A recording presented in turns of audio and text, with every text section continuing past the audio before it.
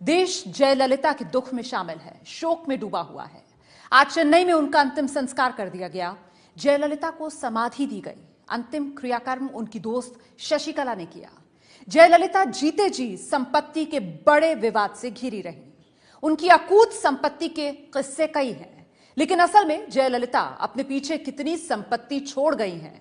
क्या जयललिता ने इस संपत्ति का वारिस किसी को बनाया है? आइए दिखाते हैं आपको जयललिता का आखिरी हलफनामा।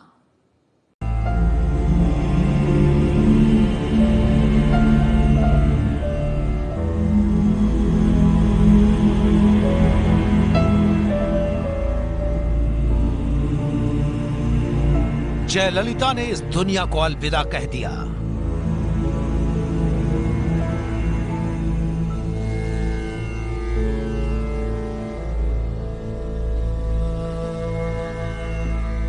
देश को आंसुओं के सैलाब में छोड़कर अम्मा चली गई।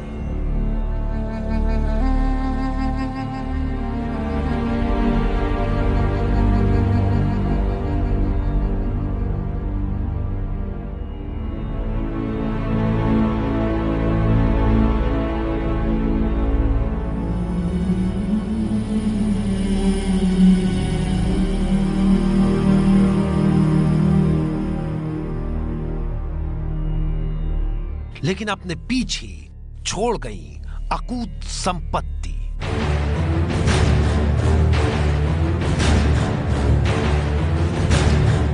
जयललिता के पास कितना सोना चांदी है?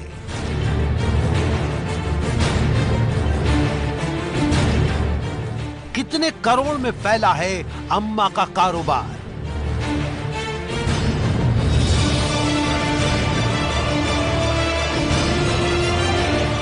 आखिर कुल कितनी संपत्ति है जयललिता के पास? और सबसे बड़ा सवाल, कौन होगा जयललिता की अकूत संपत्ति का वारिस? सारे सवालों का एक जवाब, अम्मा का आखिरी हलफनामा। कहा जाता है कि साड़ियों की शौकीन जयललिता के घर में जब छापा पड़ा था तो करीब 10,000 साड़ियां और 700 सैंडल मिली थी।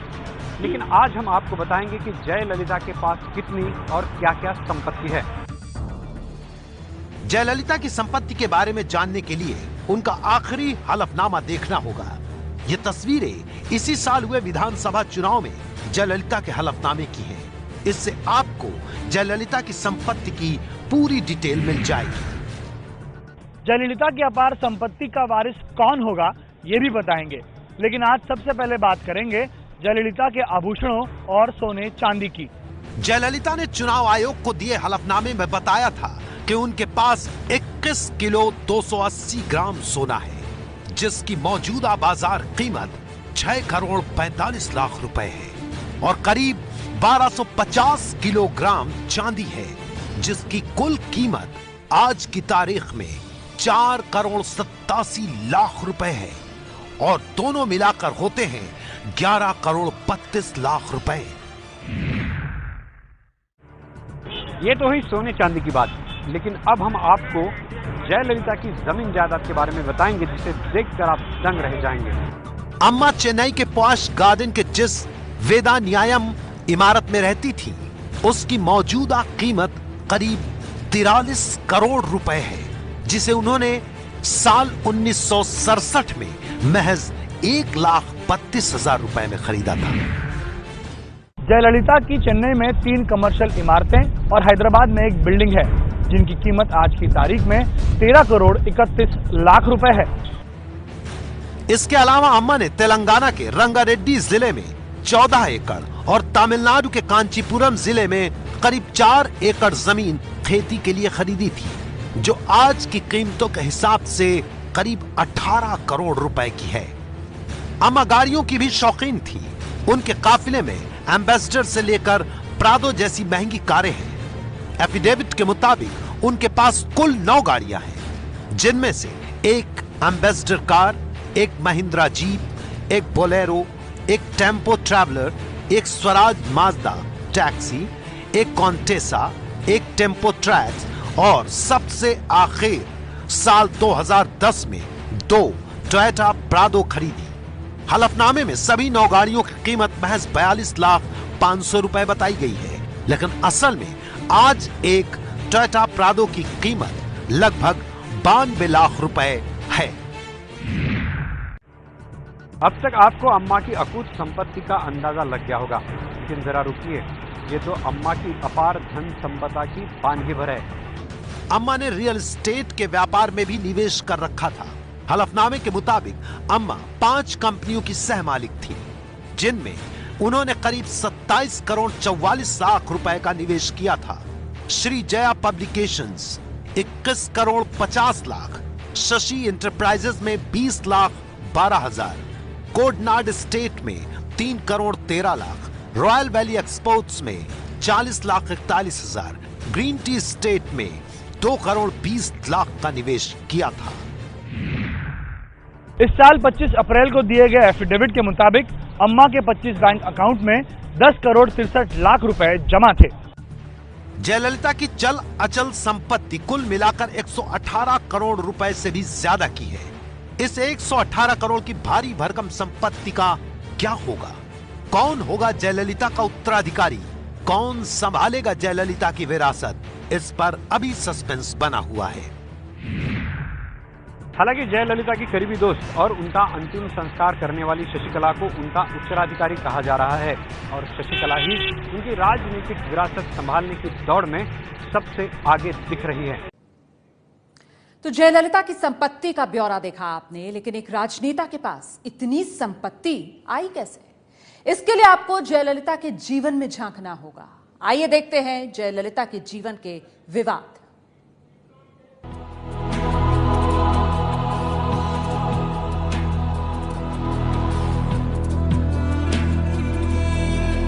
जयललिता का अध्याय आज हिंदुस्तान की सियासत में खत्म हो गया और साथ ही दफन हो गई विवादों से भरी एक नायिका की कहानी। पर जब जब जयललिता की संपत्ति और वसीयत की बात होगी, ये विवाद लौट कर आएंगे। जयललिता जीते जी कभी घोटालों में घिरी,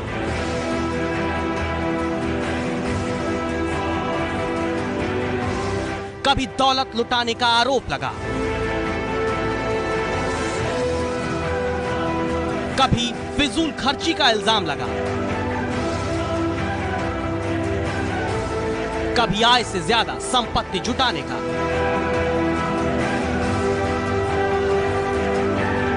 तो कभी बदला निकालने और धमकी देने के आरोप में भी अम्मा घिर गई।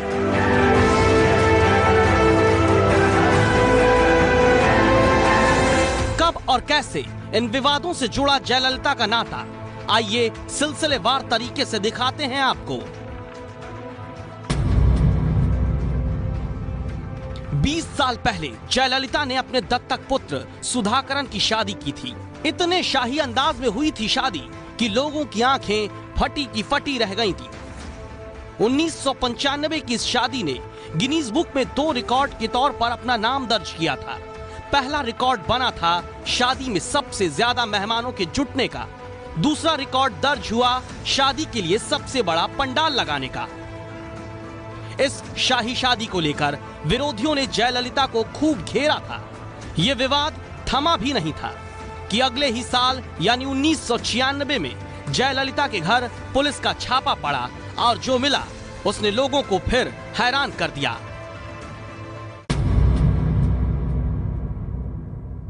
1996 में पड़े इस छापे में जयललिता के घर से 28 किलो सोना, 800 किलो चांदी, 91 घड़ियां, 44 एसी और 19 कारें बरामद हुई थी। 10,000 से ज्यादा साड़ियां और 750 जोड़ी सैंडल भी मिले थे। 1996 में ही जयललिता पर कलर टीवी की खरीदारी में भ्रष्टाचार का आरोप लगा। टीवी एक योजना के तहत गरीबों को देने के लिए आई थी, लेकिन आरोप लगा कि जयललिता ने महंगे दामों पर टीवी खरीदे, जिससे कमाई का एक हिस्सा उन्हें भी मिला। 1997 में सुब्रमण्यम स्वामी ने यह आरोप लगाकर सनसनी फैला दी थी कि जयललिता के कार्यकाल में बिजली बोर्ड के लिए 7 अरब रुपए के कोयला आयात में गड़बड़ी हुई। इस मामले में जयललिता के खिलाफ चार्जशीट भी दाखिल की गई थी। 1998 में जयललिता के पूर्व अकाउंटेंट राजशेखरन ने बड़ा आरोप लगाया। दावा किया कि जयललिता और शशिकला ने उन्हें अपने निवास पोएस गार्डन बुलाकर पिटवाया, जान से मारने की धमकी भी दी। 1998 में ही जयललिता और उनकी सहेली शशिकला जमीन घोटाले के आरोपों में घिरी। यह मामला इतना बड़ा था कि जयललिता के खिलाफ केस दर्ज हुआ, मुकदमा चला और वो दोषी साबित हुई। इसी घोटाले के कारण 2001 में उन्हें मुख्यमंत्री पद छोड़ना पड़ा था। दावा है कि तमिलनाडु का सीएम रहते करुणानिधि ने जयललिता के खिलाफ छापे पड़वाए थे। आरोप है कि इसका बदला जयललिता ने 2002 में सीएम बनकर लिया था। कहा जाता है कि जयललिता के आदेश पर ही 73 साल के करुणानिधि को पुलिस आधी रात को घसीटकर थाने ले गई थी। ये 2014 की बात है, जब मुख्यमंत्री रहते हुए जयललिता पर 1991 से 1996 के बीच 66 करोड़ 65 लाख की संपत्ति अवैध तरीके से जुटाने का आरोप लगा था। इस मामले में वो दोषी ठहराई गईं और मुख्यमंत्री का पद उन्हें छोड़ना पड़ा। जयललिता को जब जेल भेजा गया तो इस दौरान उनके कई समर्थकों ने खुदकुशी तक कर ली थी। बाद में कर्नाटक हाई कोर्ट ने जयललिता को बरी कर दिया था और चुनाव लड़कर वो फिर मुख्यमंत्री बनने में कामयाब रही।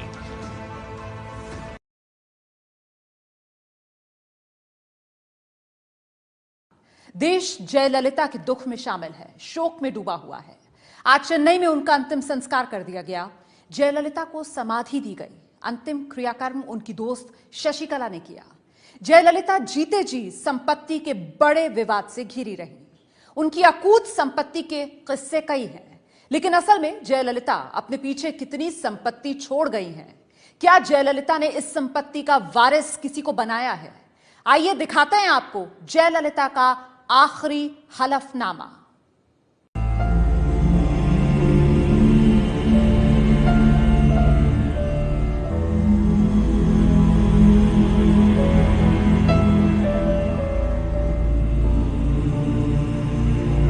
जयललिता ने इस दुनिया को अलविदा कह दिया।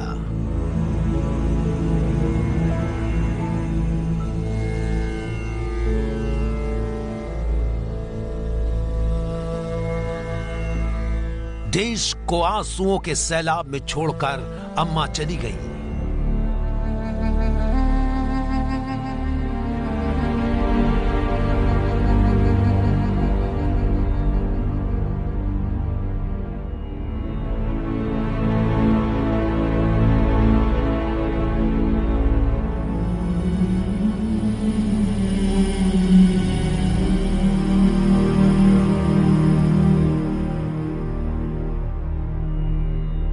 लेकिन अपने पीछे छोड़ गई अकूत संपत्ति।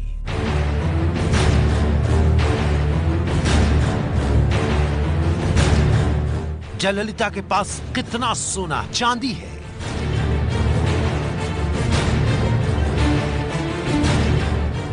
कितने करोड़ में फैला है अम्मा का कारोबार।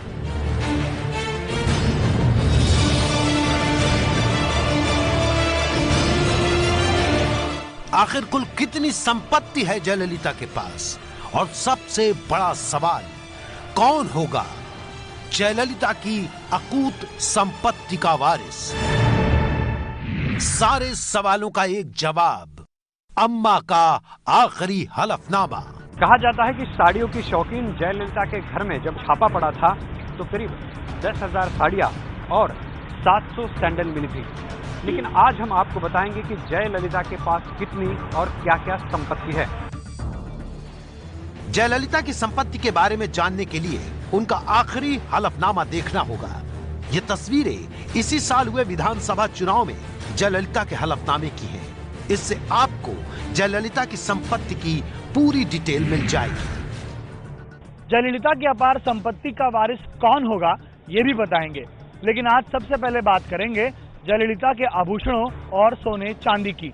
जयललिता ने चुनाव आयोग को दिए हलफनामे में बताया था कि उनके पास 21 किलो 280 ग्राम सोना है, जिसकी मौजूदा बाजार कीमत 6 करोड़ 45 लाख रुपए है और करीब 1250 किलोग्राम चांदी है, जिसकी कुल कीमत आज की तारीख में 4,87,00,000 रुपए है और दोनों मिलाकर होते हैं 11,32,00,000 रुपए। ये तो हुई सोने चांदी की बात, लेकिन अब हम आपको जयललिता की जमीन जायदाद के बारे में बताएंगे, जिसे देखकर आप दंग रह जाएंगे। अम्मा चेन्नई के पॉश गार्डन के जिस वेदा न्यायम इमारत में रहती थी, उसकी मौजूदा कीमत करीब 43 करोड़ रुपए है, जिसे उन्होंने साल 1967 में महज 1,32,000 रुपए में खरीदा था। जयललिता की चेन्नई में 3 कमर्शियल इमारतें और रुपए से भी ज्यादा की है। इस 118 करोड़ की भारी भरकम संपत्ति का क्या होगा? कौन होगा जयललिता का उत्तराधिकारी? कौन संभालेगा जयललिता की विरासत? इस पर अभी सस्पेंस बना हुआ है। हालांकि जयललिता की करीबी दोस्त और उनका अंतिम संस्कार करने वाली शशिकला को उनका उत्तराधिकारी कहा जा रहा है और शशिकला ही उनकी राजनीतिक विरासत संभालने की दौड़ में सबसे आगे दिख रही है। तो जयललिता की संपत्ति का ब्यौरा देखा आपने, लेकिन एक राजनेता के पास इतनी संपत्ति आई कैसे? इसके लिए आपको जयललिता के जीवन में झांकना होगा। आइए देखते हैं जयललिता के जीवन के विवाद।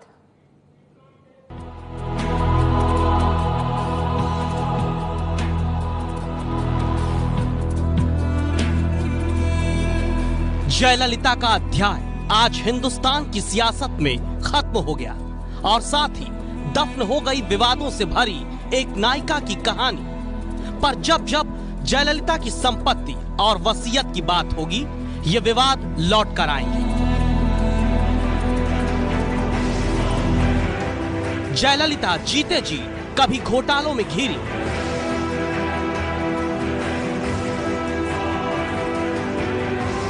कभी दौलत लुटाने का आरोप लगा, कभी फिजूल खर्ची का इल्जाम लगा, कभी आय से ज्यादा संपत्ति जुटाने का।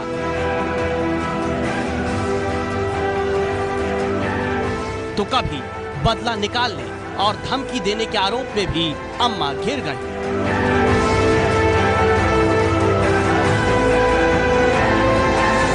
कब और कैसे इन विवादों से जुड़ा जयललिता का नाता, आइए सिलसिलेवार तरीके से दिखाते हैं आपको। 20 साल पहले जयललिता ने अपने दत्तक पुत्र सुधाकरन की शादी की थी। इतने शाही अंदाज में हुई थी शादी कि लोगों की आंखें फटी की फटी रह गई थी। 1995 की इस शादी ने गिनीज बुक में 2 रिकॉर्ड के तौर पर अपना नाम दर्ज किया था। पहला रिकॉर्ड बना था शादी में सबसे ज्यादा मेहमानों के जुटने का। दूसरा रिकॉर्ड दर्ज हुआ शादी के लिए सबसे बड़ा पंडाल लगाने का। इस शाही शादी को लेकर विरोधियों ने जयललिता को खूब घेरा था। यह विवाद थमा भी नहीं था कि अगले ही साल यानी 1996 में जयललिता के घर पुलिस का छापा पड़ा और जो मिला उसने लोगों को फिर हैरान कर दिया।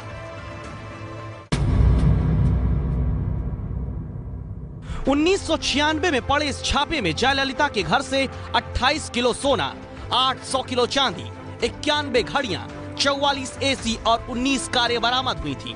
10,000 से ज्यादा साड़ियां और 750 जोड़ी सैंडल भी मिले थे। 1996 में ही जयललिता पर कलर टीवी की खरीदारी में भ्रष्टाचार का आरोप लगा। टीवी एक योजना के तहत गरीबों को देने के लिए आई थी, लेकिन आरोप लगा कि जयललिता ने महंगे दामों पर टीवी खरीदे, जिससे कमाई का एक हिस्सा उन्हें भी मिला। 1997 में सुब्रमण्यम स्वामी ने यह आरोप लगाकर सनसनी फैला दी थी कि जयललिता के कार्यकाल में बिजली बोर्ड के लिए 7 अरब रुपए की कोयला आयात में गड़बड़ी हुई। इस मामले में जयललिता के खिलाफ चार्जशीट भी दाखिल की गई थी। 1998 में जयललिता के पूर्व अकाउंटेंट राजशेखरन ने बड़ा आरोप लगाया। दावा किया कि जयललिता और शशिकला ने उन्हें अपने निवास पोएस गार्डन बुलाकर पिटवाया, जान से मारने की धमकी भी दी। हैदराबाद में एक बिल्डिंग है जिनकी कीमत आज की तारीख में 13 करोड़ 31 लाख रुपए है। इसके अलावा अम्मा ने तेलंगाना के रंगारेड्डी जिले में 14 एकड़ और तमिलनाडु के कांचीपुरम जिले में करीब 4 एकड़ जमीन खेती के लिए खरीदी थी, जो आज की कीमतों के हिसाब से करीब 18 करोड़ रुपए की है। अम्मा गाड़ियों की भी शौकीन थी। उनके काफिले में एम्बेसडर से लेकर प्रादो जैसी महंगी कारें हैं। एफिडेविट के मुताबिक उनके पास कुल 9 गाड़ियां हैं, जिनमें से एक एम्बेसडर कार, एक महिंद्रा जीप, एक बोलेरो, एक टेम्पो ट्रैवलर, एक स्वराज माजदा टैक्सी, एक कॉन्टेसा, एक टेम्पो ट्रैक्स और सबसे आखिर साल 2010 में 2 टोयोटा प्रादो खरीदी। हलफनामे में सभी 9 गाड़ियों की कीमत महज 42,500,000 रुपए बताई गई है, लेकिन असल में आज एक टोयोटा प्रादो की कीमत लगभग 92 लाख रुपए है।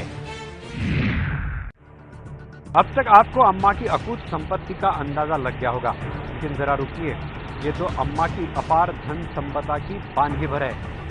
अम्मा ने रियल एस्टेट के व्यापार में भी निवेश कर रखा था। हलफनामे के मुताबिक अम्मा 5 कंपनियों की सहमालिक थी, जिनमें उन्होंने करीब 27 करोड़ 44 लाख रुपए का निवेश किया था।